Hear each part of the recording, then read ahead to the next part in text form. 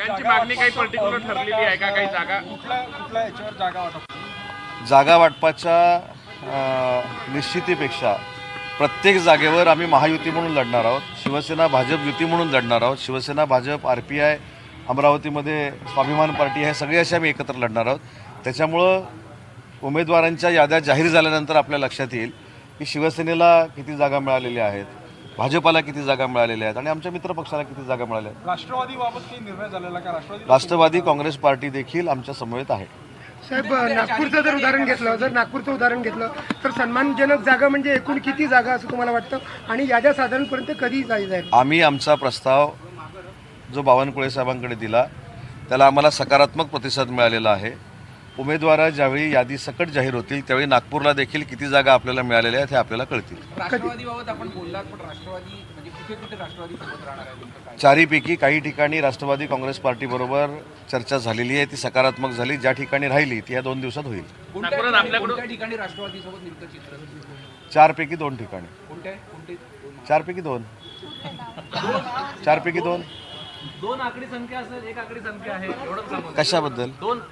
2 आकडी संख्या असेल, 1 आकडी संख्या आहे. आज ज्या पद्धतीनं मागणी झाली तुमच्या वतीनं 2 मी आकडी परत एकदा रिपीट करतो की आम्ही जो प्रस्ताव 4 महानगरपालिकेचा बावनकुळे साहेब आणि त्यांच्या जिल्ह्याच्या प्रत्येक नेत्यांकडे दिला त्याच्यामध्ये चंद्रपूरसाठी स्वतः मुनगंटीवार साहेब होते, हंसराज अहिर साहेब होते, त्यांचे सगळे पदाधिकारी होते.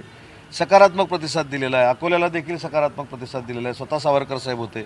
अमरावतीमध्ये देखील नवनीत राणा मॅडम होत्या, त्यांचे पदाधिकारी होते, त्यांनी देखील सकारात्मक निर्णय दिलेला आहे. आणि आता आम्ही ही चर्चा झाल्यानंतर गडकरी साहेबांना भेटायला निघालेलो आहे आणि त्यांचा आशीर्वाद घ्यायला निघालेलो आहे. स्थानिक पदाधिकाऱ्यांनी नागपूरमध्ये 15% जागेची मागणी केली, त्याला भाजपने विरोध केला होता. तर काही टक्केवारी संदर्भात ही टक्केवारी कुठची सूत्र तुम्हाला सांगतात मला माहीत नाही.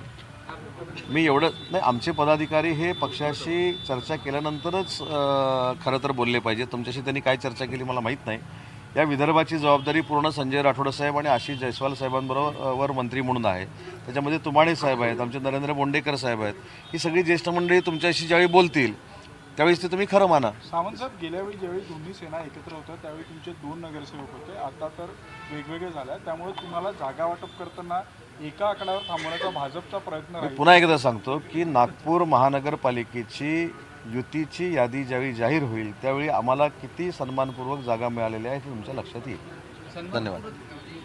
10 ते 12 जागांची चर्चा चित्र समोर येत असल्याची चर्चा आहे. हे माझं म्हणणं अजून जाऊ देत ना 2-3 दिवस. गडकरी साहेबांची नेमकी भेट काय? गडकरी साहेबांचा आशीर्वाद. तर उद्योगमंत्री उदय सामंत बोलत होते. विदर्भातल्या महानगरपालिकाच्या निवडणुकांसंदर्भामध्ये आम्ही महायुतीमध्येच लढणार असल्याचं त्यांनी सांगितलेलं आहे. बैठक झालेली आहे, सकारात्मक चर्चा झालेली आहे. लवकरच तुम्हाला जागा वाटप कळेल. या संदर्भात बोलतानाच त्यांनी नितीन गडकरी यांचा आशीर्वाद घेण्यासाठी आता जात असल्याचं सांगितलं.